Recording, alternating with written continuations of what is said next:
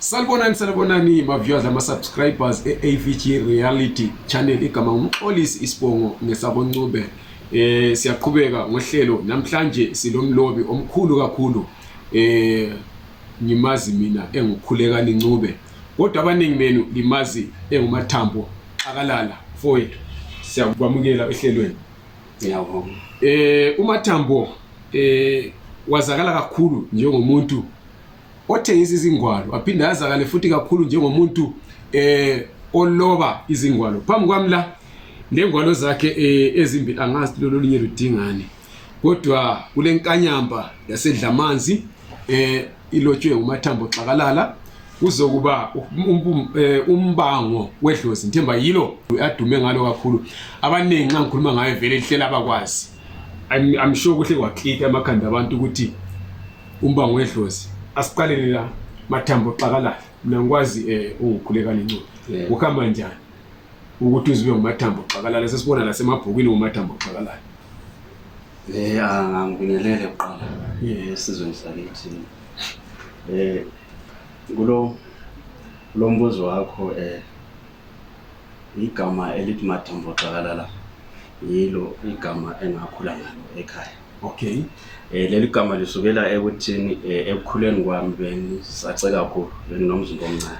Okay. So ugogo uMandaba wasengetha leli gama esisho ukuthi amathambo ama asegcekeni. Okay. Asegcekeni ilona ke engathi ligama lami umehluko naleli likhulekani Ncube ukuthi leli lisesithupheni. Okay. Kodwa alithandeki njengaleli walethongaleli noma ungafika efamilini uzobezwa ukuthi Mathambo kanjalo. Okay. Ilona gama lami ke nami engiqenya ngalo ngoba ngalithunyelwa ngugogo engangimthanda kakhulu. Besilehlozi nesakazi. Ukuthi mhlawumbe angithi yabona ukuthi kulabantu abanesiphiwo ezihlukeneyo.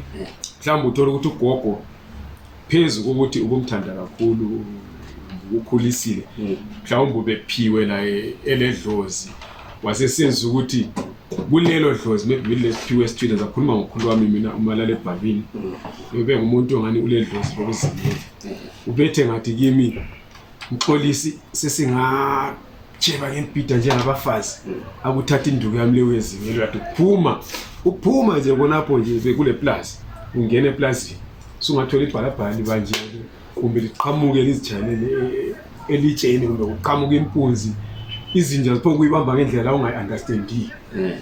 So ugogo ube ledlozi ube lani ungathi mhlawumbe wena uthande kakhulu lokho.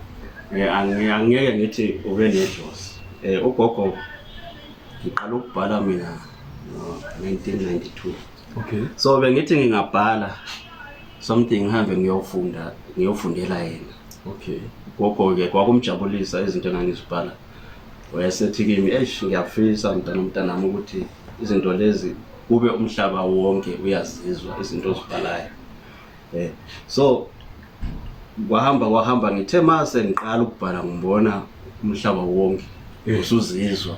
Ngase ngicabanga ukuthi lento yashiwa ngugogo ukuthi uyafisa ukuthi umhlaba wonke uzazi lezi zinto. Hayi ekuthini hayi abuye umuntu mhlawumbe obenedlozi. Okay. So amabhuku asemabili kuphela siwabhalile wena ngegama lakho. Yebo asemabili. Okay. Sisase kugogo lapha. Nxa ibhuku lakho ulibhala ngathi that message of inspiration awubhala yona yokuthi lawe uthi nxa ubhala uthi kodwa ugogo wayesithi nxa ubhala obviously uthe wena nxa ubhala ugogo uhamba uyofundela yena ukuthi in a way I'm a writer that's why ngisho njalo ukuthi in a way nxa ubhala uyabungafuna ukuthi udumaze ugogo mana ngimfundela ngimuzwe ungamuzwe ijabula la ukholise kakhulu. So usumdala manje themba ugogo akasekho emhlabeni. Does it still ring ukuthi uma ubhala uthi ugogo lapha ube ngathi nxa ifunda le ndaba le uthi nxa isiphumile so uthi but lapho ugogo ube ngajabula. Ukhona into abantu abahlala bengibuza yona nabantu abanokuyisho bethi hayi wena Mathambo why isindebele uyasazi izinto.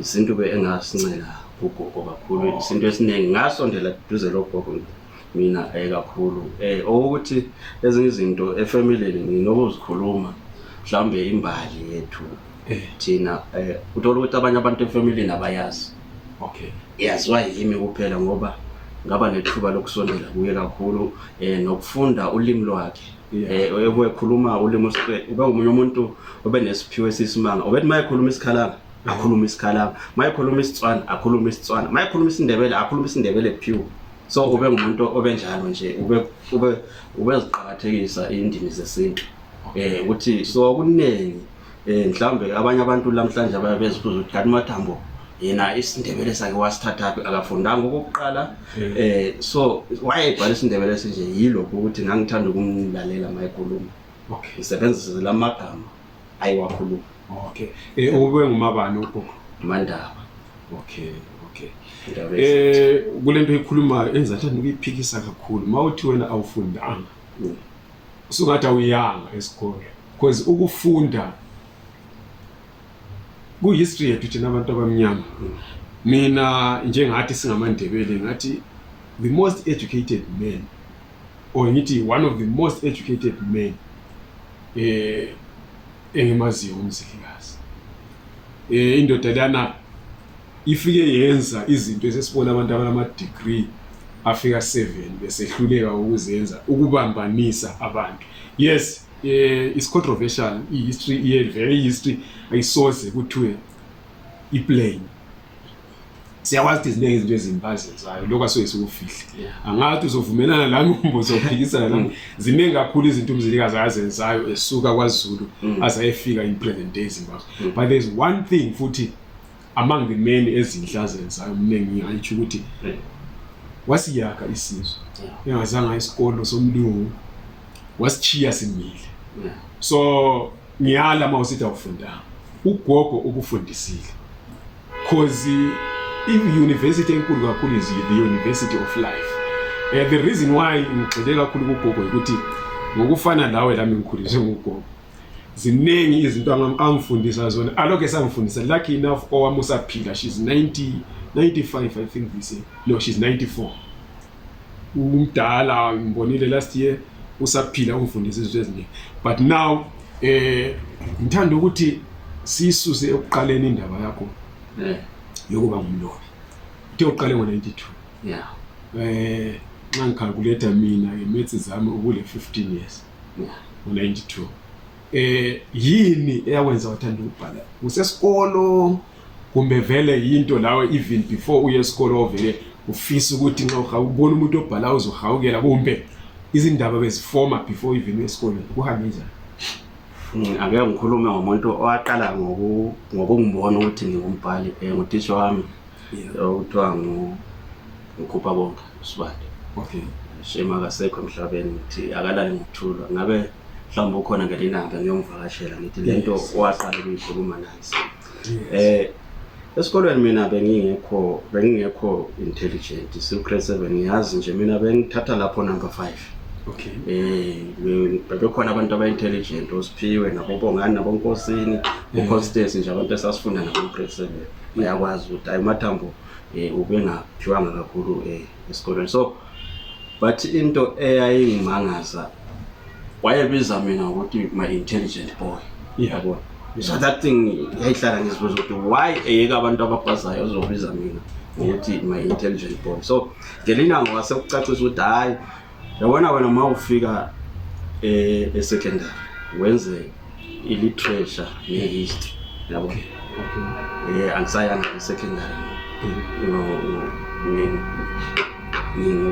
ngeziswelo so wahlala kukhona ke lokho ukuthi hayi uthisha wathi man ngisiya esecondary ngifike ngenze iliterature nehistory ngiphume esikolo ngo1991 ngaseselethemba ukuthi hayi maybe njengoba kujampa unyaka oyi-1 ngizoya esecondary kwangenzeka 1992 kwangenzeka futhi then I started ukucabanga ukuthi mina kwathiwa njalo ngifike ngenze iliterature esecondary so kusenjalo ke kwakuloku ngihlupho ukuthi into eyayihlale kimi ukuthi ngangifuna ukumjabulisa ngelilanga baba ukuthi lento ayishoyo nangu ngiyenza. So ngibuye futhi ekhaya masikhula thina bekunobhudi uJoel Ncube second born kaba ubesebenza ePlumtree. So ubengeze mhlawumbe nento ezinandi mayeze ekhaya ubeza namabhuku. Okay. Ubeza nezingwalo zesiNdebele sizifunde singumndeni sihlele zifunde lezo ingwalo. So leyo nto kanti wayeyihlanyela. Okay. Wayeyihlanyela kutheke ngo1992 wase kuba nohlelo ku Radio 4 lapho wakubhalwa khona izinkondlo nezindajana noma ama short stories izihlaziyo. Awonthi ngathi ngiluzwa kayi1 savumelana sonke singu3 kwakuyimi kungimbongani kunguye ubhuti ukuthi singane asibhaleni nathi sithumele ku Radio 4. Okay. Masivumelana mina ngava kwakuyisikhathi sokuxotsha inyoni emasimini ngava siyaxotsha inyoni emasimini siyaxotsha inyoni ngahamba nephepha nepen ngafika ngabhala inkondlo yami yokuqala eyayithi umona. Okay. So mina ngithi bayabhala kanti ababhali mase ngiza mina mama yabona mina ngibhale uzosaba ubhalile. Okay. Bona balalo. So sagcina ke mina sengithumela ke sengithumela le Radio 4 lucky bafika bayithanda kakhulu ngoba ngizwa behlaziya impela bebabazi impela uyabona. Ngaleso sikhathi ubuzabhala inkondlo uhamba uyayiposta ePlumtree sometimes ushiye izimoto izinto eziningi nje bezinzima kakhulu yabo. Bezinzima kakhulu. So mayizwe uyofika uthola ukuthi lezofika khona mhlawumbe ifike ngizokana ama battery engekho eflat ungasayizi uthola ukuthi sometimes ukuze kunemali ayithola ngicabanga ukuthi $70 ukuze leyo mali uyithole kuzoba stick stand ePlumtree. Masibuya ngale mhlambe siyofikela komunye umuzi othile baloku belayela abantu bakhohlwe uyabona kube into ende uthi uyafika khona uthola ukuthi omdala wakhona uthi akekho kungavulwa endlini uyabona mayena engekho uyabona kwakuzima kwakudinga nje ukubekezela isikhathi eside. So kwakunjalo so into eyenzakalayo ke ngathi mangizwa kanjalo bencoma nje umsebenzi wami ngaqhubeka ke ngokubhala hlala lokho ngithola ama $70 lawo ngathola ePlumtree ngame siyothatha yabona until ngelinye ilanga ngoba ngaze ngabhalelwa ngesinye isikolo esathi sona sifundisa abantu i-creative writing. Okay. Hayi lokuthena sifundisa abantu i-creative writing. So nami mangifuna bafuna uku-uplifta i-talent lami yabona. So ngingabuya ngizofundela creative writing. Okay. Cabanga kwakusekungo-1995 ngaleso sikhathi inyawo zaseziluma vele sengifuna ukuphuma njengabaningi. So kwaba kanjalo nje ke kimi ukungena kwezokuloba kuningi nje kwangigqugquzelayo. Uthe ubhuti beliphathela ama books iwapi ongathi wena uthe kumbe ngithi umlobi ongathi wena uthe mawufunda lezo ngwalo wese ukuthi hayi lo uyangi-inspire kumbe wathi hayi lo singamisana? Kakhulu umlobi bengimthanda bengathi uMayford Sibanda ubhalumi kwaMadleni. Ngathi baningi nje kuze Enes Gogo kuze Bernard Dimandlovu. Okay. Ibona abalobi nje no JP Ndebele. Okay. Ibona abalobi nje engithi kimi no IN Bof. I see. Ibona nje abalobi nje ngithi mangifunda ingwalo zabo ngizwe singqoqozela kodwa ke uhamba phambili kimi uMayford Sibanda. Okay. Umbiko kaMadleni ngoba like abaloba ngeke uzuthande wonke umsebenzi wabo kodwa khona ugwalo ongalikhetha lo hayi lolu uhamba phambili. Okay, right. Awusahambanga isikole kodwa isifiso besikhona, so ngani usubizelwe ukuthi uyefundela i-creative writing, but obviously ngesimo especially esomnotho wazibona usuwele kwele South Africa. Uhamba njani ukuthi uzibone futhi ufike wema yini umbele ukuqhubeka uzama ukubhala lapho? Okay, ukusuka kwami angisibona 95 usuke ngayo eBotswana. Okay. Ngahlala eBotswana ngize ngabuya la ngo-2000. eBotswana ngafika mina angithi babe lokube ubunzima babukhona ukuthi mina ngangishiye umsebenzi yami eminingi ngithumele ku Radio 4, so kwakuthi makubuya lezo zinto bazifake envelopini bangithumele zona eBotswana esidiklana zakhona ngoba ungeke unjani babe ngeke baze bayithatha imali babe ngeke bayenze, so bangithumele khona.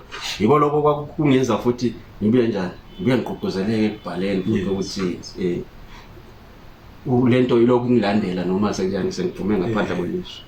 So ngaleso sikhathi ke ngaqala futhi ukubhala nje ezinye izinto engagcina sengizishiya eBotswana ngoba angizange ngabuya ngendlela right mase sengiza ngapha. So kwakuloko kungilandela ukuthi hawu abantu makungafika izinto bangithumele. So ngaze ngabuya ke lapha eSouth Africa. Kwahlala mhlawumbe ngisakhohliwe ngokubhala, ngisakhohliwe ngokuloba. Kwaze kwafika futhi ngelilanga lento yavuselelwa ubongani cabanga ukuthi wayenomlamulo inkomo mangizo bebuya ngelilanga bakhuluma futhi ngokubhala. Bona bathi bayezi organization yabo, mina kahle ngaqala ukubhala bona besakhuluma nokubhala inkondlo yayithi inhlekelele enhlaka bayishiye ngiyohlahlelwa mbala. Ngathi sengibafundela futhi bayithanda kakhulu leyo nkondlo. So kwabuye futhi kwaqala phansi ukuthi ukubhala.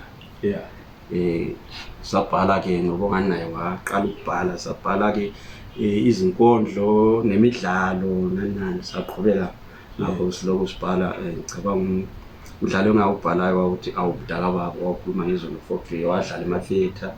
So saqhubeka ke ngokubhala kwaze kwafika ke ukuthi wakhiwe inhlanganiso abalobi bakithi. Okay, ngangingekho mina uqala konke mina ngezwa sengilandwa ubongani ngangihlale eYoveli efikile kimi ezongitshela ngenhlanganiso asebeyisungulile ethiwa abalobi bakithi. Okay. Hayi mina ngathi hayi izinto zenhlanganiso uyazi kuphela sezinhlanganiso sikhipha imali into yakho iphele, so mina angisenalo uthando lwalezi zinto. Hayi wabuye wazi kwababili hayi alright ngabona ukuthi hayi akaphathekanga kahle kanjani ngithi into angifuni. Athi okay ayithinje ngivele ngijoyine le ihlanganiso. Ngicabanga ukuthi ususenzela yena ukona. senzela yena. So baqhubeka ke hayi nami yavula ikhasi ku Facebook ila ngakubona khona ke nami engaqala ke nami ukubhala. Ngathi mangibhala ngicabanga ukuthi indaba yami yokuqala engayibhalayo yayisithi ulaka loba phansi. Okay. Hawu yalandelwa kakhulu, hayi nganconywa kakhulu. Kanti ubani beqinisile? Ubani beqinisile ukuthi kuthiwa wena uyabhala uyinkinga nje ulivile. Hawu.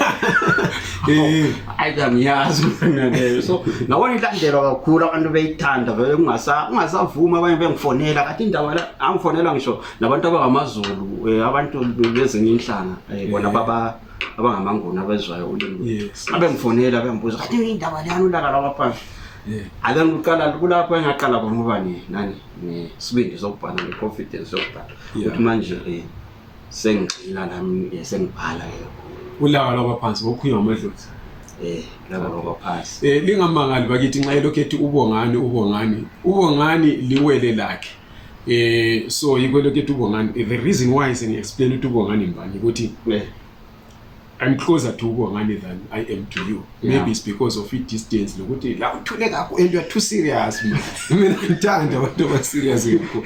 So ubongani the reason why sengimbringa ini ukuthi mawususithi abantu bathi ubongani wayiqinisile ukuthi I've had conversations with ubongani. Ukhona lapho esaphikisana khona kakhulu. Siseberia ethi kimi yabona abantu bayabhala but mina my favorite writer uMathambo ngithi wena I think ngaleso sikhathi ungapublish leli bengakwazi ngebhuku silipublish ngithi wena uzothi umuntu wangahasa bhale lutho is your favorite writer kulako sigogo kulabo bani but now nxa usukhuluma ukuthi uqale ukubhala usekhaya and you want these accolades uhamba waye kutswana ukuthi ube sefunda izinto eziningi ngawe I mean usuzibhalela nxa zingapublishwa but singafiki ekupublisheni uqala ukupublisha labantu obeyithi uke wazama yini ukuthi upublishe kungabe labalobi maybe with ama companies akade vele sekhona ngesilabo Mambo Press lama companies ahlukeneyo labo Siba Publishers ababo Silandwe okay wakule ukuthi ubongani wamphikisa ngasizwe story nami abantu sebengitshela bethi ubongani wathi wena uyabhala uzinga labo sathi hayi unamanga usho ngoba ku4 exactly lami ngathi njalo ngiyajabula ukuthi nawe wawukhona ngoba mina ngasizwa ngabanye lezi story yabona so kahle yakwazi ukuthi ukuloba thina besikwazi kuyinto yabantu abafundileyo mhlawumbe ama-teacher mhlawumbe abantu ababuye ema-university so bengenaso leso sibindi sokuthi ngingaze ngithi ngimlobe mhlawumbe ngiye kuMambo Press ngiye kuphi ngoba into besiyibonela kude manje ukuthi le nto yenziwa ngabantu mhlawumbe abahlala endaweni ezinhle mhlawumbe abakhulu yabona yileyo nto so azange ngize vele kufike kuleyo nto ukuthi nami ngingazi kanjani ngifisa ukupublish ngoba ibinto yabantu abanjani abafundile balento zabo because la kufuthi bekunzima ngeke ngazama mina ukupublisha you know Chris ngofowethu we wrote a book ukhuluma ngoBernard Dean elami ibhuku lami ngeke ngazama ukubhala isiNdebele and bengisazi ngaleso sikhathi I wrote a book elalithiwa enzikini yobu ngibuhlungu vele nxa ngikhuluma ngalo yazi lenyembezi sicishe zidonde ngoba I think that was the best piece of work I've ever written in life yami sengihlanganisa konke langesilungu sayithatha ngalihambisa uMambo Press balipasisa they even shortlisted it for an award yabivalwa uMambo Press ithe mayivaliwe laphana we took it like editwe nguBernard Dean by the way uChris la wayebhalela ke lentwa uzophetha ngani lalo futhi bekumele lipublish bathe nxa bevala we took them to a guy obezenzela la these lokuzini ama-indigenous publishers wathi lichile le there was a building eNRZ eyachaya obulawayo lapha wathi lichele phakathi I still had ama-samples ngisathi mana lilungisa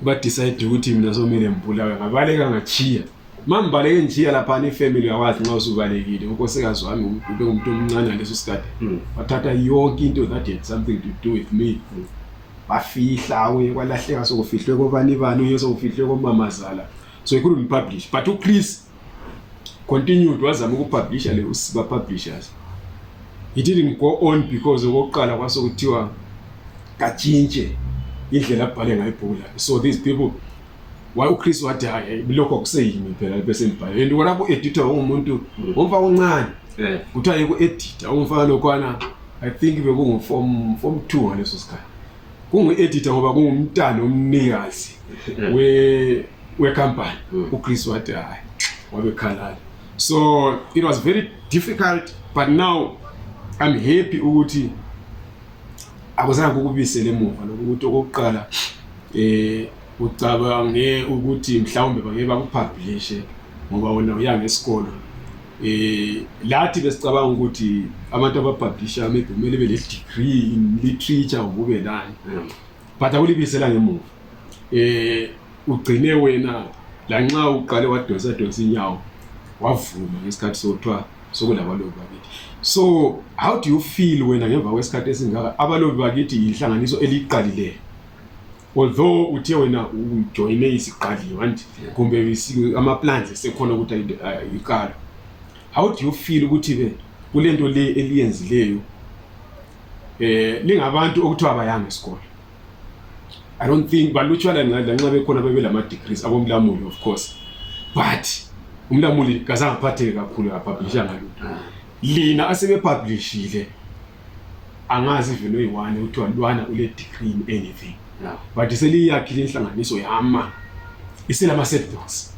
So how do you feel wena njengabantu abasuse into yaphila like this and you have now published yapusha le lapho iphupho phezulu kokupusha amaphupho abanye abantu? Mina kule nhlanganiso abalobi bakithi isikhathi esiningi ngibona ngikhuthaza abantu. Abantu banokuza kimi bathi hey Mathambo sicela usifundise ukuloba sicela ufundise into yokuqala engiyenzayo ngiba director enhlanganisweni abalobi bakithi. Uthi yile nhlanganiso engihlonipha ngenhliziyo yami yonke. Engizimisele ngakho konke ukuthi noma kunzima kangakanani ngizoyisebenzela. Mhlawumbe abantu bethu nabantu ababo baze bayithole baqhubeke nayo. Ngoba inhlanganiso eyabhekana nobunzima obuningi kakhulu kodwa still ukuthi phele kwaba inkani. Engicabanga ukuthi ezinye izinto asizenzi angeke sizichaze ukuthi zenzeka kanjani. Siyacabanga ukuthi into esizenzayo kanti ziyenzeka. Uthola ukuthi bonke lokhu okwenzakalayo mhlawumbe kwakuyindlela yokuthi ngelinanga ufezekise amaphupho abantu. Ngoba okokuqala abantu banokuthi bayacabanga. So umuntu othi hayi mina ngicabanga ukuthi awucabangi ufikelwa ngumcabango. Asiyeke ekuthini ngubani ofikisa umcabango. Umcabango uyafika ubani ofikisayo. Ngoba ucabanga lokho awuwakhi wena. Uyafika. Ngeke ngithi manje ngicabanga into ethile ngabe usoyicabanga. Kodwa uzothi mawuhleli kufika umcabango. Sihlonipha ke lo ofikisa umcabango ebantwini esingamazi. Yena ke oqhuba yonke lento. Ngiyakhumbula ku first event yabalobi bakithi engayi-attenda yayiseJubek Park. Ngathi ngifika, I think the only published author owelaphana is the late uMagagula. Owayesazakala sekwapublisha amabhuku laba yi-set quality saseMeven. But uzubone ukuthi isikolo laso time asikho ukuthi ususazi. Ngathi ngikhuluma lokho ngane sithi wayekhuluma into engakhulumi lami, he was addressing uMagagula ekhona.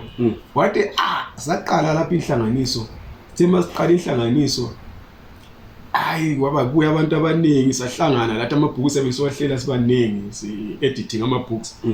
uMagagula wabhala ibhuku lakhe sisithi thina lapha hayi nasi direction but hey lapho ekhona uMagagula wayengamnyengi. So labana ngizama ukubonisa ukuthi kulo muntu phandle le ongayanga isikole ngabe zibone sesimeni wena okuyiso ngalesi sikhathi mina okuyiso ngaleso sikhathi usacabanga ukuthi upublish ongabe secabanga ukuthi la esedonsele emuva ukuthi nxa sokubhalisa ngoba ngani lezi ngomathambo mina ukuthi lapha ngisela chance sendidelay. So but ubongani wathi ekhuluma khonapho ukuthi here is an author esivele sesimasoda obele set book. Teacher futhi esikole ufundisa abantu. But ubise into thina esithi asifundanga sayihlayela phansi sayixaxa sasizagcina sesikhiphe ibhuku layo wagcina seziqhenya ngalo kazange aphikisane ngoba layo uMagagula as a writer webe sathi ukubhala usonto wena uvuthi let me write a book ngahamba esikole let me write layo understand kazange ungomunye wayaphuma meselithuka ku Facebook afala khona baba yanga esikolo kodwa sebezama ukuthi bathele mina. So kuyabonisa futhi khona okutshoyo ukuthi umcabango awusifikele kubo kodwa lakho italent lenothi italent isipho isiphiwo asonto ongayiforce abayivelini yakho.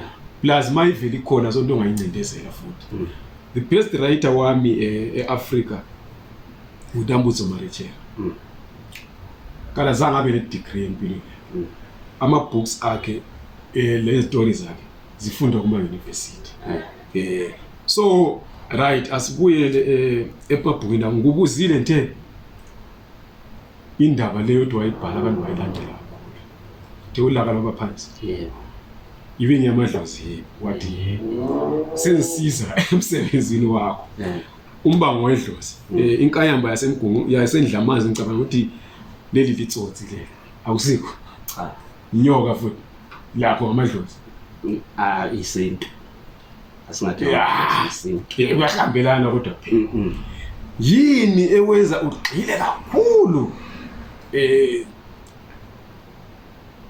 mina ngithi ngamadlozi ukuthi isinto ikakhulu ezintwini ezilesintu le hayi mina uthi ngithi ezilamadlozi ule dlozi yini ncube ayileyo asingayibeki kanjalo ngoba singagxili kakhulu esintwini ngoba so umbango wedlozi istory singombango singokubanga kwabantu emhlabeni angithi message ingokubanga ngoba ngicabanga ukuthi ngaleso sikhathi manje ngizobhala leli book bekhona imbango yobukhosi ekhaya khona imbango yobuduna hayi sisazofika kumbango wedlozi vele wona ulesawo isikhathi kuwodwa ngizakhuluma nge-inspiration towards ama-stories wakho mina nxa ngili-journalist lapha ngibhala kakhulu nge-politics ngibhale kakhulu nge-human rights kungenxa yokuthi mina ngumuntu lwana vele ngizithandela ingozi mina la nxa ungathola ku-Facebook ngibhala into ezihlokozayo ngingumuntu lwana angikhethi lami yena ngeke lesibili angilaso isibindi yikho ngabaleka nxa sengidinga ngingumuntu othanda ingozi nxa ungathola ukuthi ngibhala into umuntu eseyijabulele sengathi I don't feel safe kumbe ngaba labantu ungani ukuthi ngicontroversial ngingabala abantu ngizwe bengivumela lingangivumela livumele ngiyabaleka I don't feel safe ngithanda abantu nxa bephikisana lami besenzani so angikwathi kuvela ngani but that is the inspiration towards my writing so lama mfuba wena uinspire yini into epho kufika okay kahlahle mina umuntu ozalelwe esontweni wakhulela esontweni mhlawumbe maningi amasonto engaka ngawakhonza okay so isintu sangibiza okay so ngezinye indlela ezangenza ngathanda isintu ngaba nokuthi isintu ngisifakazele isikhathi esiningi ukuthi isintu sikanjani so isintu yazi njengazo zonke izinto sinobubi nobuhle so masinobubi nobuhle iningi labantu lithanda ukugxila kakhulu ebubini besintu yabo so yilokho okwangenza kakhulu ukuthi ngifuna ukubhala ngesintu ngifune ukusivikela ekuchabalaleni kwesintu ekubhaleni ukubhala ngenye into engakumangaza ukuthi ngelilanga nami ngeke ngithathe ibhuku lami umbango wedlozi ngilifunde ngize ngikhohle ukuthi konje ngibani wabhala leli bhuku kunjalo ukubhala like ngifika ngithatha ipen mina ngingakwazi ukuthi ngizobhala ngithule nje mase olufikile ngathi usinga lokubhala ngithule nje ngibhale qede ngilahlele le nto engibhalela lapha ngizothi mase ngiyifunda ilanga ngithi yimi lo wabhala la ngingasazikholwa kamina ukuthi yimi obhalela angithi so yikho ngisho ukuthi lezi zinto thina umuntu thina abantu igazi lenyama siyicontainer yani yespirit siyicontainer yomoya so uyasisebenzisa ngesikhathi ofuna ngaso ngendlela ofuna ngayo so izinto lezi eBhayibhelini laphana kunokuthiwa uJesu maye egadi idonki laphana ngesikhathi samadonki okube kwakuyisikhathi sezimoto wayezogada imoto so nalezi zinto nazo zihamba nesikhathi sabantu abazisebenzisa sezimo abantu abazisebenzisa ngaleso sikhathi abanye abantu bayaphikisana lezinto ezikhona uthola ukuthi umuntu uyaphikisana lenyanga kuFacebook uyaphikisana nomprofit kuFacebook no labo bantu isikhathi salezo zinto kumele basebenzise zona naye ke umdali wabantu usebenzisa zona ngaso leso sikhathi ngasena leso sikhathi izinto ezisetshenziswa ngaso leso sikhathi so umdali wabantu akazi ukukhuluma kithi mhlawumbe direct kodwa uzokhuluma mhlawumbe kwabanye abantu basibhalele ukuthi ngoba kuyisikhathi sokubhala manje basibhalele ukuthi umhlaba umi kunje uyapi usukaphi kanjalo so wena ukhulele esontweni lami ngikhulele khona and I think we took indlela efanayo although mina ngingazange ngabhala ibhuku and then when I've chosen ipath ethi no man isonto incindezela isinto asingeke ukuphike lokho sikhona of course isonto enjabo zayo ngiyahlanganisa kokubili but la nxa usukuhlanganisa kokubili futhi kulokunye basoze ukumise kufaka ulingane kodwa konke ungasoze usolwe ngapha uphinde usolwe ngapha so wena okwenza ukuthi uqale ukubhala right usufekele isinto is it because ubone unfairness from ireligion kumbe ubona ukuthi no there is a distortion lapha ebuyithini bethu singaphila ngakho lakho kokubili kumbe laba bese ngihambe ngolunyawo olurong nathi oluyile akunya ngimele sikuqondise lapha ireligion like yes akusinto enomehluko kakhulu asizinto ezinomehluko kakhulu ngoba izinto ezihambelanayo abanye abantu abakhonzayo balekela lesi sihloko esithi umbango wedlozi mathambo kumedlozi kodwa ngaphakathi uzothola ukuthi kunjani kukhona la kukhulunywa khona ngeChristianity why zonke lezi zinto azisho lutho into the most important thing kimi enkulu yilizwi lespirit ivoice lespirit ukuthi wena uthela utshwala phansi wathela ugwayi akusho nesikuthiwa ngeBhayibheli kuyisithunzi sezinto ezikhona ukuthi wena unathi wayini wadla nesacrament akusho lutho kodwa okushoyo ileli lizwi ozolikhipha ngomlomo wakho mina anginayo into mina mangifike likhonza ngiyakhonza mangifike ligida ngiyagida ngiyenza lokho kwenziwa yikuyini ukuthi ngiyazi ukuthi into engizoyikhipha ngoba uke wathi ngelinye ilanga ngicishe ngabulawa ngabantu mhlambe ku-2005 mangisiya emsebenzini kwakuyi-strike sama-security makuyi-strike sama-security sinokuthiwa siphelile sibe siqale phansi so ngawubuza ngamadoda laphana la madoda ayefika mhlawumbe o-50 something bafuna ukuya ngibulalela entabeni lana esekhilandi yana ayi bangibamba bahamba nami phela vele nami ngase bakuthola semsebenzini ngisiya emsebenzini ngifake i-uniform ebhegini angithi kwakuthiwa i-strike isiphelile fake kanti bona basuka ngapha edrobheni baya kuphi baya le Alex ngenyawo bazosithola ke lapha eDonchester so bangithatha labantu behlala nami ngase should manje vele sengifile ngoba bona into ababefuna ukuyeza bebengafuna ukungishayela Hilbrow babefuna ukuyangibulalela entabeni lesekhilani besho njena sahamba nami ngadela mangizofika laphana nje masizojumpa laphana ku-Empire ufika into nje yathi yangikhulume nabantu nabakithi ngakhuluma nje nabakithi ngizibonga ngathi nazange lahlulwa lutho ngakhuluma inhliziyo ngaphumisela ngathi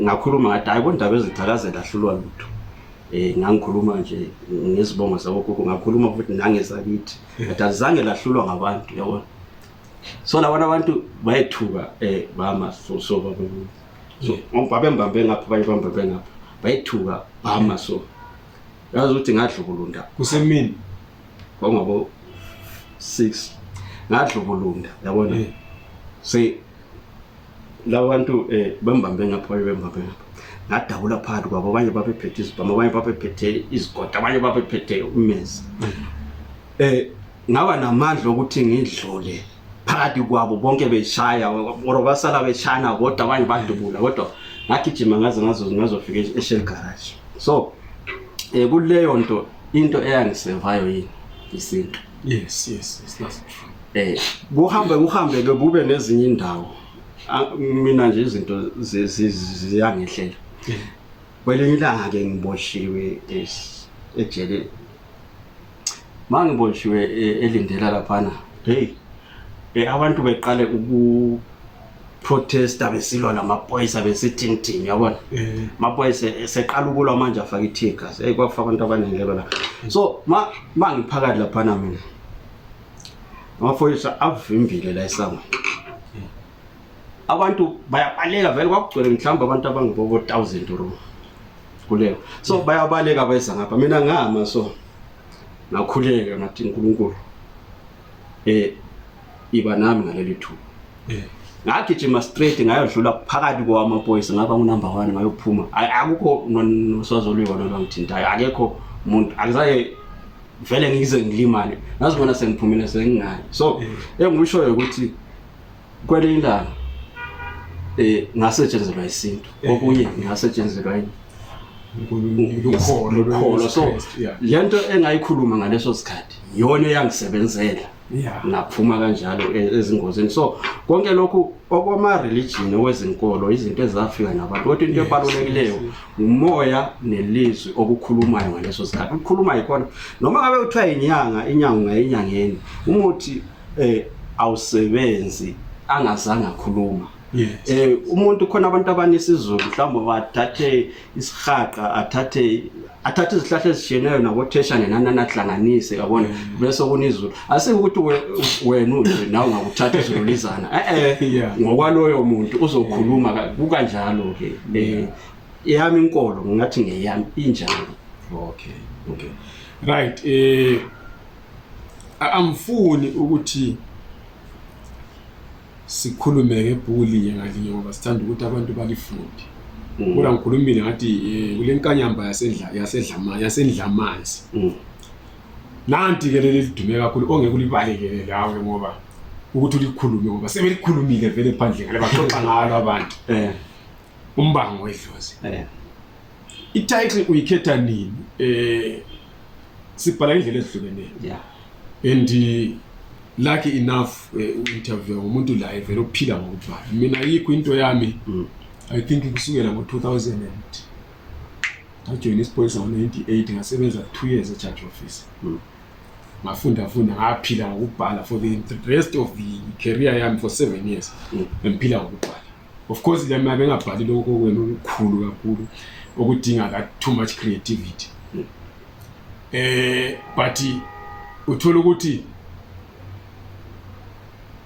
kuyafika udaba umethi kuyafika istory kuwe usibhale uthola ukuthi after writing yikho lapho buya khona le title kube khona lapho uqala khona le title so wena ukuhamba njani asikhulume ngombango wedlozi njengoba kubheke kwabanjalo bukhona ukuthi vele uqale nendaba mhlambe uyophika something phakathi kwebhuku ukuthi uyabona lamagama engiwabhalela yiwo angaba i-title kungenzeka futhi ufike i-title iqala ukuthi hayi man ithi ngibhale ibhuku elinje so kuyenzeka nje konke nje sometimes kuyafika i-title sometimes uqale ngokubhala uyabona so leli bhuku lisukela ngakho lipophile ubonela bese ubhalile la ungazi ukuthi wenzani wabona uzubhalile kuhambe njani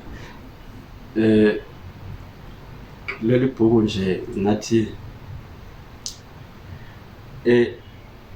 lihlanganisa ukubhala kuhlanganisa into oyicabangayo kuhlanganise into oyibonayo kuhlanganisa into oyizwayo so asingeke sikubeke ukuthi umuntu obhalayo mhlawumbe ungangabhala into oyicabanga kuphela.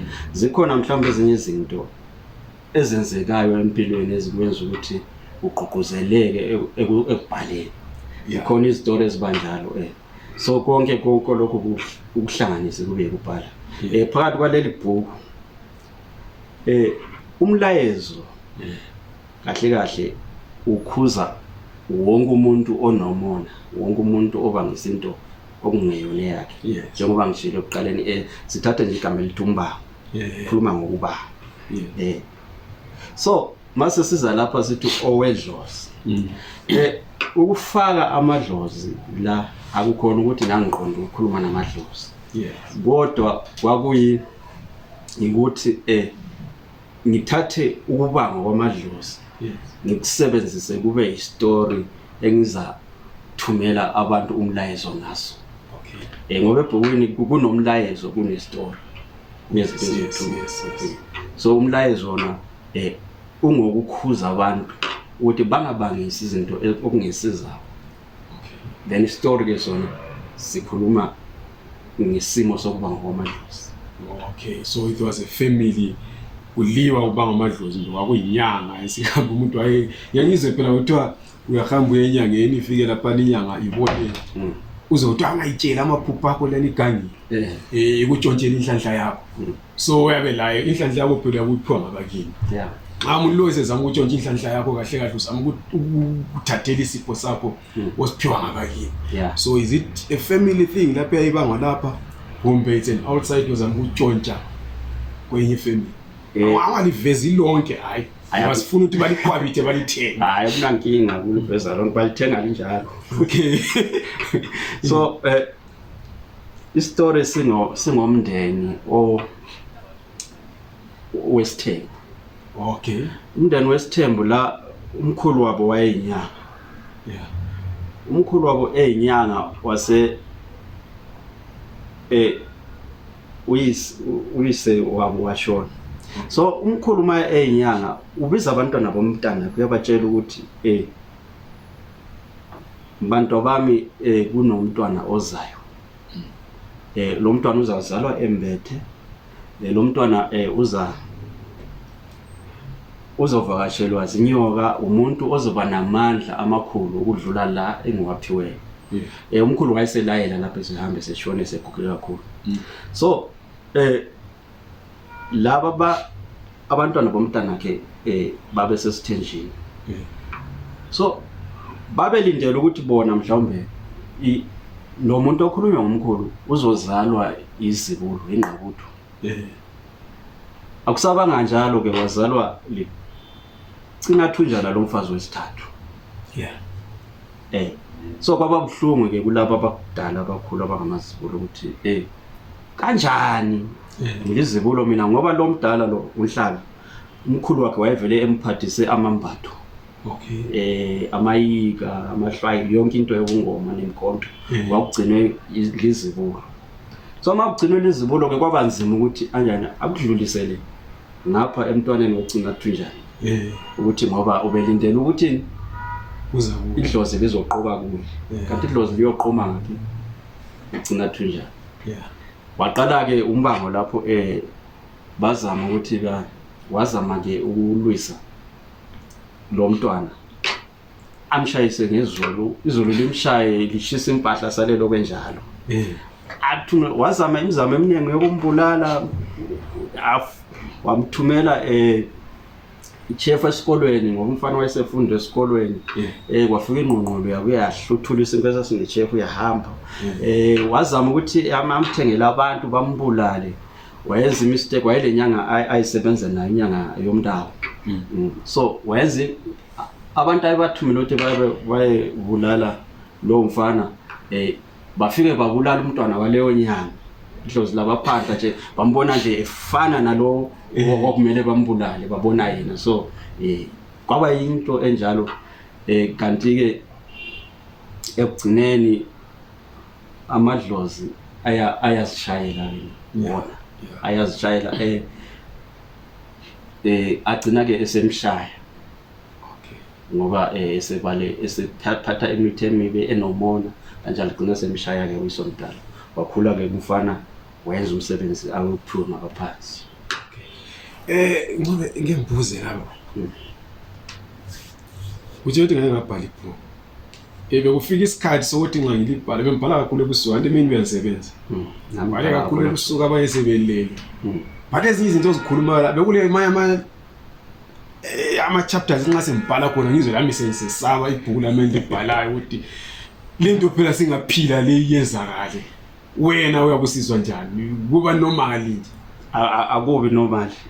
Yeah. Njengalele engilibhalayo umbuso wegazi lezinyembezi. Ngibhala ngizizwe sengihlengezela izinyembezi mina kwamina. Yabona ukuthi so mawubhala ezinye izinto nje uma uzibhala ebusuku ezisabisa vele kufika kwesaba. Kuhle kwesaba and ukuze ubone ukuthi lezi zinto awuzicabangeli wena uzosaba into oyicabangayo. Ngesikhathi sesaba yikho lapho kuflowa khona kakhulu ama-juices ukuthi bayochaya mongayo. Uzozibuza ukuthi kanti lento ngayisusa kanjani emqondweni wami mali ngoba sengisesaba vele. Yabona uzwe kanjalo njengalele ngibhala manje ngizwe sengisesaba nami. But ukuthi uyisuse lento emqondweni wakho ayisuki. Kube nzima vele kunjalo. Ususesaba. Uthilelela manje lethwani. Umbuso wegazi lezinyembezi. Okay. La ugxile khona lapho ke. I-message yi-same lokuzeni same route. Yeah, i-same route. So wonka zonke ingwalo zikaMathambo Gxalala ziba nayo into yokuba spiritual. Inyembezi zomzali yokuba spiritual. So wani konke okutholakala engwalo zikaMathambo Gxalala uzokuthola mhlawumbe uzowathola amahlaya umuntu nje othanda amahlaya ngithi. Uzoyithola umlayezo, uzoyithola imbali. So bese uthola nje lezinto zesimoya, spiritual things. So yonke lento ibanja iyakha yizo engakha ngazo ibhuku. So umfundi mayezofunda ugwalo lwami wani uzohleka, uzokhala, uzozwa ubuhlungu, uyabona ngihamba nawe ngihambe nawe nguzwe ubuhlungu uthi uyalandela ichapter ukuhleke ichapter elandelayo ngoba umuntu othanda amahlaya kanjalo. So okay. Right, usulibhalile ibhuku. Ukuthi I'm sure without ukuzama ukuthathela amanye amabhuku apublishe ngabalobi ishine yawo alayo because wonke amabhuku mina unfortunately azakhona ukufundisa indebele kodwa nxa nisizwa abantu la khona ukuthi amaningi I think babe account lapha 6 or 7 asebe ngama setbooks utshengisa ukuthi quality yakhona iphezulu but from wonke amabhuku asebhaliwe eselithethe ispace sepopularity eselidume kakhulu ngumbango weDlozi. Wena uthe mawuqeda ukulibhala ubekwazi nini ukuthi lizakuba yihit? Uqeda ukulibhala ngesikhathi usaqala ukulibhala kumbe lawe umangaziwe indlela elingene ngayo ebantwini? Aweqiniso into yangimangazayo nje ngoba kwakunempikiswano kakhulu. Ayiwethe laba abantu bamanje bayasonta asoze beyithande into yamadlozi ngeke. So lapho zidlalisela isikhathi sakho yabona. Kodwa ke nganaze kukhona abantu abavela abazayo bazihluphe ngebhuku labo ngoba bethi likhuluma ngani into ezakudala ezingadlula. So makuzoba ilaunch salaunch ibhuku namhlanje ama-message engawathola ekuseni ngangihleka so mangifunda yabona yazi angilalanga khona apha ngiyemsebenzini ibhuku lakho ngisathi ngikhuluma nalo ukuthi ibhuku lakho mani ibhuku lakho abantu ababewasenda nje yazi ngesikhathi esifitshane nje amabhuku ayesethengwa kuphela yabona abantu nje abaningi nje bebabaza nje ukuthi abazangibalale ibhuku lakho liqale ngo9 manje ngiyemsebenzini abantu bathi izolo ngixabanele lo sekamntwana ufike ngingabhekanga ibhuku lakho yabona. So kakhulu okunye uma ubhekisisa ngalesi sikhathi intsha eningi abantu abeza ngemva kwethu bayathanda ukuresearch abafuna ukuvumbulula izinto ezalahlwayo yes bayakuthanda kunokudingisisa. So abantu bona babentshela abanye ababengakaboni bethi hayi leli bhuku lizathengwa izalukazi lamakhehla kuphela. But abantwana bane-14 banokumfonela noma basekhaya bethi hey man ibhuku lakho ungangihleka nje nobhala wethu organization ethi ngise-Plumtree. Hey uyazi kulo mntwana lapho ku-form 1 silokhu siyazama ukumthuma busy ngebhuku lakho vele kanti uyabona. So abantwana bezamva wethu bayakudinga kakhulu ubuqiniso bezinto ukuthi izinto lezi ziyiqiniso noma zikanjani. Yikho kodwa ukuthi mangibhala mina igama elithi Dlozi nje ilona nje lasebenza kakhulu ngoba isihloko nje salo siyabaheha abantu abaningi kakhulu. Khona phana because nxa usukhuluma ukuthi abantwana bamanje I think ungaphuma phandle la abantu labangaphiwanga in terms of umoya wesintu izinto sezigqokwe phandle la sokule fashion yabantu abazinyanga. Inyanga sezile fashion manje yokublinga abanye abala lamadlozi kodwa there is I think Africa is rising. Ngake ngahamba ngenjelele ngakhuluma nomjidi wayephethe umdala wayephethe injelele esikwathiwa ngugile. Ugile wathi yena injelele yathi igcina ukukhuluma. Injelele is a walking distance from ngakithi. Yathi igcina ukukhuluma yayikhuluma leNkosi loBhekule. Yathi yayimtshela ukuthi uphambanisene soze ukukhulume lapha ngisaze kwenzele lwakho uhlelo. Yathi wena sokuphambanise lokho angithi yazi kwakunochilisa umuntu laye waphambanisa yamchaya. Wabuya iNkosi loBhekule yaphambanisa bayichaya. Wabuya uJoshua Nkomo waphambanisa balaye bamchaya. So uthi yena injelele yathi ngizagcina kuthiwa the last time ekhuluma with an outsider as a consult yagcina ukukhuluma leNkosi loBhekule. Yathi ngoba wena sumoshe lokho kulabantu abezayo ekhuluma ngabelungu bazofika bazokuthena njengoba bethena inkomo bakubulale bathumbe isizwe sakho babhidlize umbuso wakho.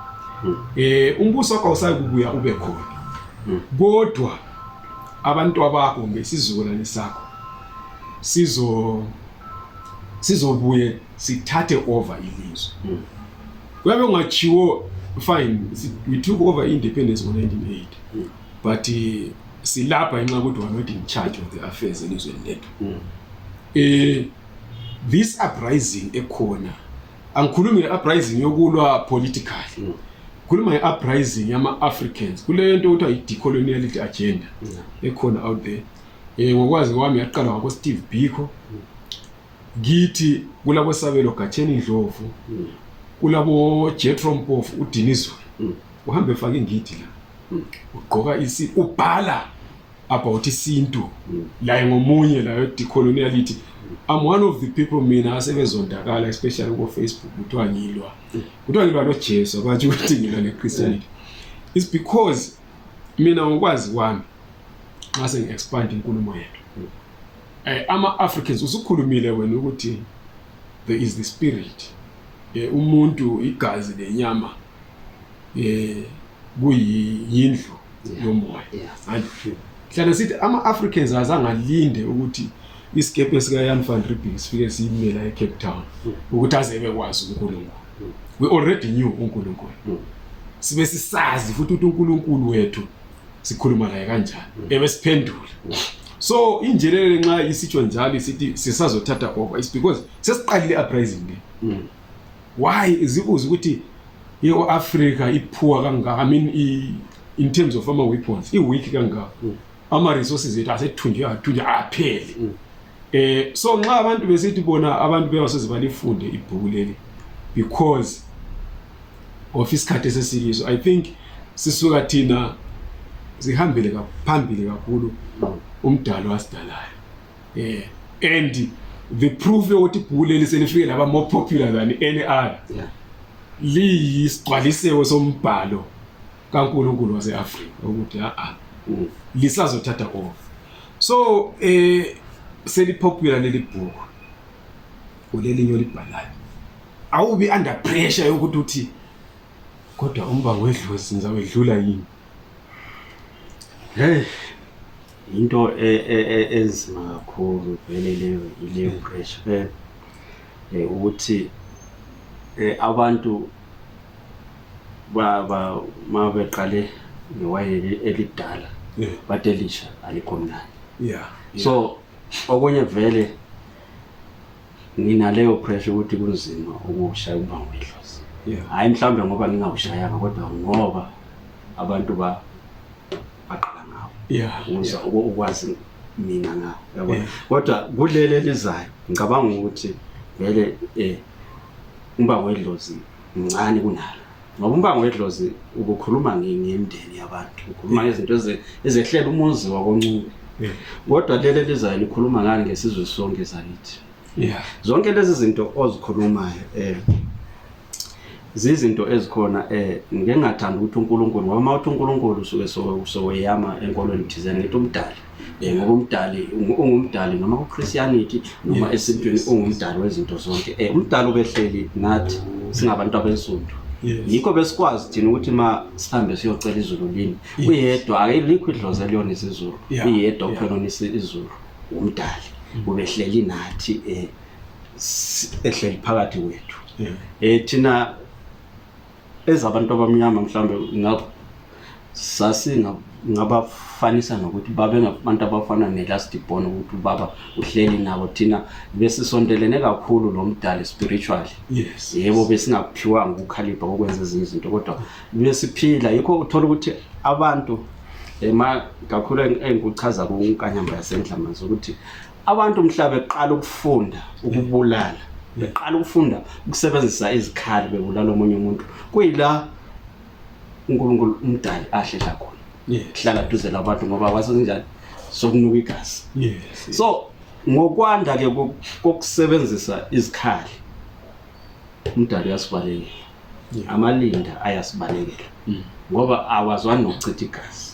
So yikho uthola ukuthi kunabantu abathu abahlala egangeni abalimi abathini bayaphila.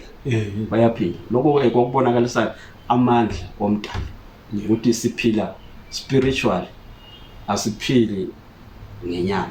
So kunento inalo ikhulumayo ezinye izinto ukuthola usuzazi nawe but uzibuza ukuthi kanti ngizitshelwe ngubani ungabi kwazi. So lento ikhulumayo nami vele iyona into engiyibhalayo.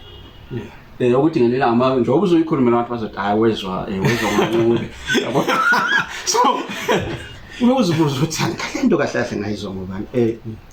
Sometimes umdali akakucentela indlela kodwa ukunikeza amandla okuyicenta. So kunezinto ezithi mina ngizidinga ekubhaleni mhlane nento leli bhuku lami elizayo libhuku elalidinga iresearch kakhulu yabona. So hayi ngoba libhuku elalithandwe ngabantu abaningi kakhulu. So before nje ngibhale lamanye ibhuku engaqala ngalo kodwa ngabona ukuthi lidinga iresearch eningi kakhulu. So yikho lokho lidileya abantu behlala bembuza umbuso wegazi lenyembezo uphuma nini. Kodwa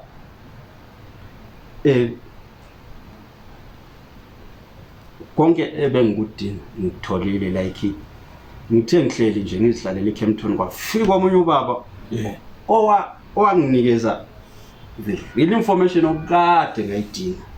Yabona. Angahlala naye phansi sakhuluma wangitshela yonke into ngaze ngabona ngaze ngasho ngathi phela lento ekhulumayo wena mina ngayibhala ngalwana umnyaka ngangizwe ngobani lento namazi ukuthi ngangizwe ngobani. So kukanjalo ma uphiwe into uyanikezwa namandla uyanikezwa nento ezizokusupport as long wena uvumile ukuthi le ndlela ngiyihamba.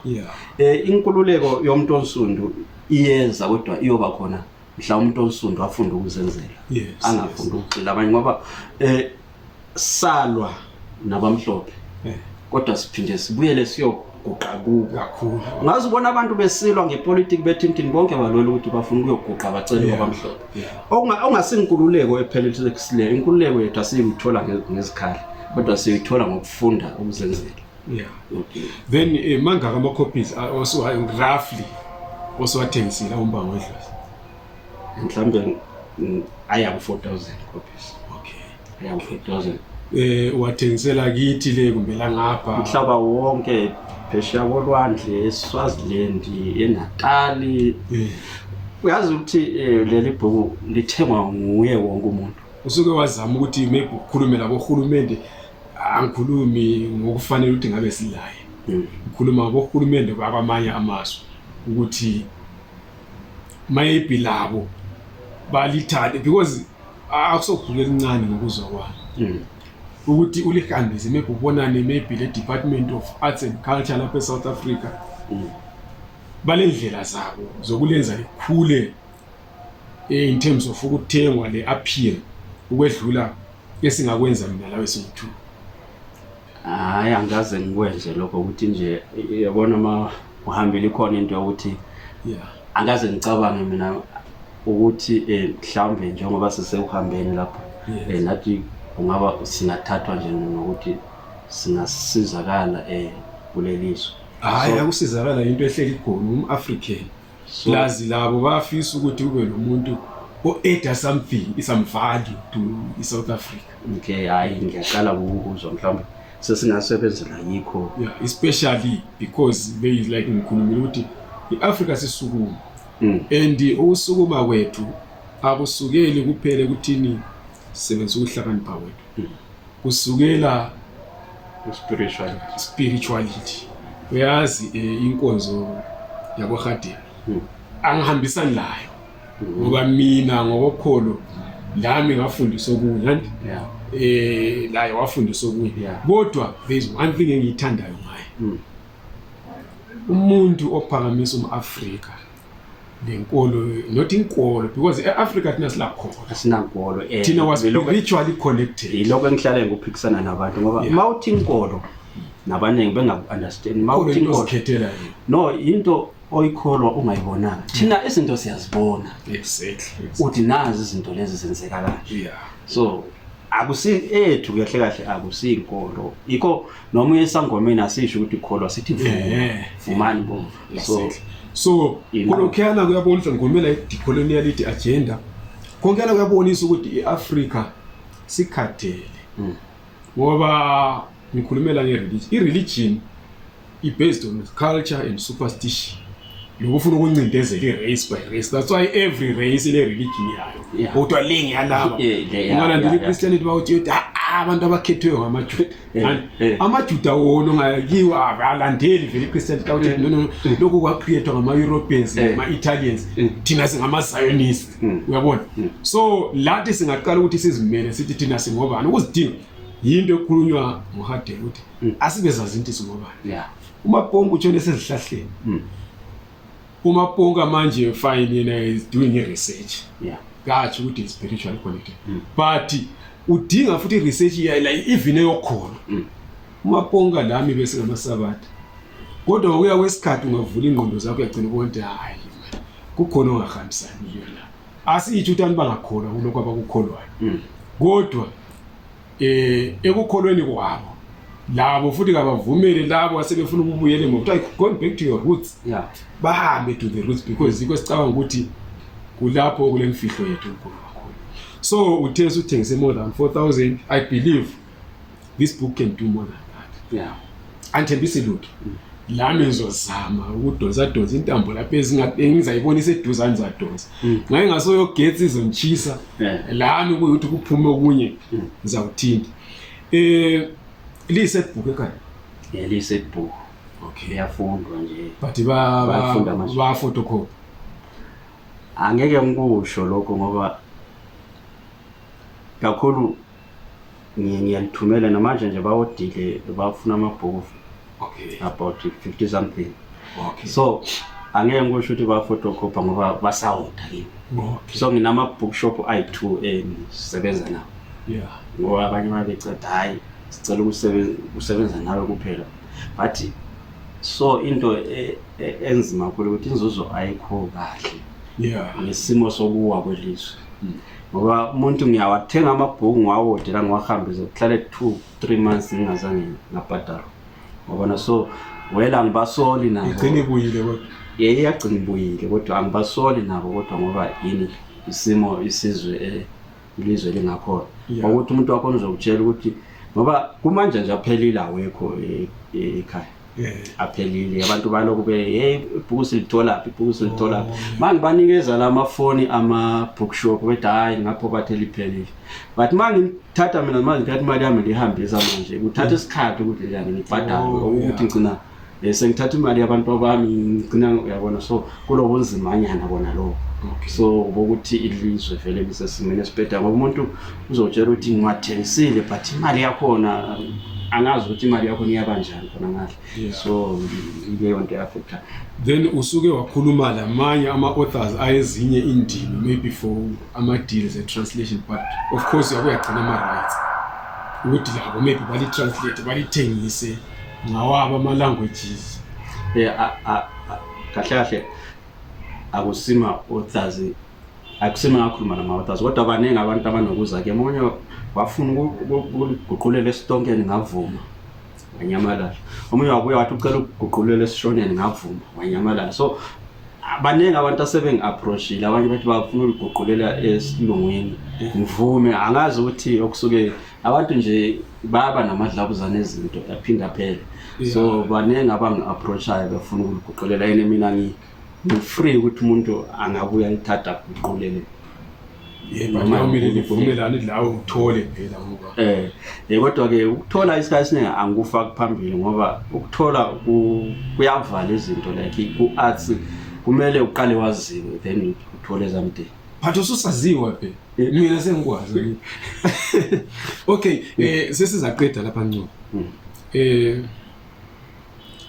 uthe wena kulelinye ibhuku olibhalayo manje usubhale ngelesithathu kulomntwana ophandle le olesiphiwo oswele ukuthi aqonde ngaphi usesazi ukuthi kulabalobi bangamsiza kodwa into ebaluleke kakhulu yini ngoba ukuya kubalobi is not enough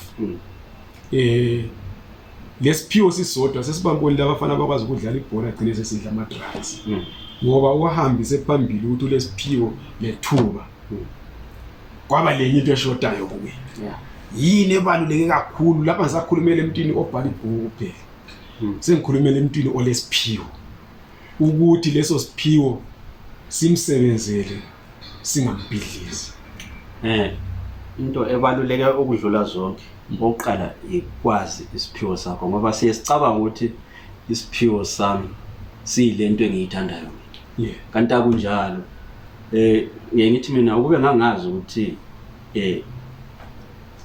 ukuloba kimi kuyisiphiwo esingangiphilisa ukube ngavele ngayeka ezinye izinto mhlawumbe kube ngizayivele ngaphuma ngaphandle kwelizwe kube ngavele ngagxila ekhaya ngazilobela ngendlela yokuthi ngangazi ukuthi ngina leso siphiwo so into ebaluleke kakhulu ukuthi udingisise ukuthi kanti isiphiwo sakho yisiphi bese-ke ubekezela ungajaheli lutho ngoba isiphiwo asinto umuntu noma angakuthathela yona thina sala lemajele uyazi sakhuthwa ngezibhamu sangena kwizinto eziningi ezibuhlungu kodwa ayikho into yathatha isiphiwo sakho sokuloba eziningi izinto ezibuhlungu ngadlula kizo kodwa akekho owathatha isiphiwo sami sokuloba ngathi mhlawumbe mase from 1992 to 2018 sengipublish ibook lezi siphiwo cabanga yonke le jeni kodwa silokhu sisasekhona siphume njengoba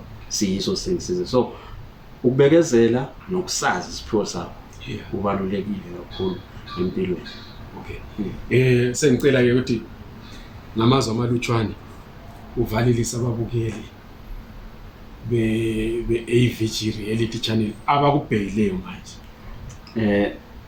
angiqale ngokubonga kakhulu indlela abangisupporta ngayo kakhulu kuyinto enhle kakhulu ngelilanga mhlawumbe sengithenjisiwe nami kuthiwe ngizogitshezwa indiza yabona ukuthi ngizoqala ukugibela indiza ngenxa yani yokuloba yabona nje mhlawumbe imali ayikho kodwa kuningi okuhle osekufikile imali izolandela ngenxa yokuloba kunomunye senthenze ukuthi uzangigibeza indiza ngekhaya zodlula ngivalelisa khona so kunengi kahle okuhle ukuloba osekungenzele khona. Ngiyabonga kakhulu ebantwini bakithi kakhulu ngoba bangisupportile kakhulu ngoba vele ngeke seneliseke kodwa mina ngiyeneliseka kakhulu ngesupport futhi ngiyabakhuthaza kakhulu amazwi ami okugcina bonke abantu banokuza kimi Mathambo ngifundisa ukuloba kodwa abantu ababuye ku-organization ethiwa abalobi bakithi babuye bazofunda lapho hayi ukuthi mina ngiyobuya ngincube into enzoyenza kuphela ngizobuya ngicharge imali ngiyenze khona lokho angithi wena ufuna ukujikela ngalokho abantu ababuye sihlanganeni sisebenzeni ndawonye ukuze ngelinda ngasikhuluma sithi thina abalobi bathe sizwakala ngoba sizokuzwakala ukukhuluma Mathambo eyi-1 kodwa sozwakala masibambene ukuthi thina sithe singabalobi bakithi sithe ulimi lwethu luyafa sicela lunanzelelwe lapha nalapha noma sesikhuluma nohulumeni si organization eyi-1 sizozwakala kancane. Hayi siyabonga siyabonga kakhulu ukuthi libe lathi kulolu hlelo nguMathambo Xakalala ubekhuluma ngohambo lwakhe ikakhulu njengomlobi kumbe kusungula kwakhe ekulobeni up to now esepublishe ibhuku elidume kangaka Umbango Wedlozi. Ungazitholela lona sizofaka inamba ngaphansi nje uzazibona ukuthi umthola kanjani uMathambo ukuze uthole leli bhuku kodwa ukhuluma into kakhulu ebalulekileyo ukuthini nxa ufuna ukuloba kodwa phela ungavuki lawe sazi ukuthi ufuna uthatha ama chance ugijima siyahlukumeza abantu kodwa nxa uzibona ulesiphiwo sokuthi lawe ungaloba kumbe ngithi nxa ulendaba ofuna ukuthi lawe uyilobe even isiphiwo sesilutshwana kodwa sebengakusiza ukuthi hayi indaba yakho leyi njengoba indaba yokuchisisa kangaka singayibeka kanje sibeke kanje igcine isiphume sokulugwana. So xhumana labalobi bakithi bakhona ku Facebook uyabhala nje abalobi bakithi ubalandele ubathole lapho then ubacontact. Igama uMxolisi Isibonge Sabancube ngithi mina lingakhohlwa ukusubscribe nokulike ivideo leyi kunye lokuyishare. Salani kahle.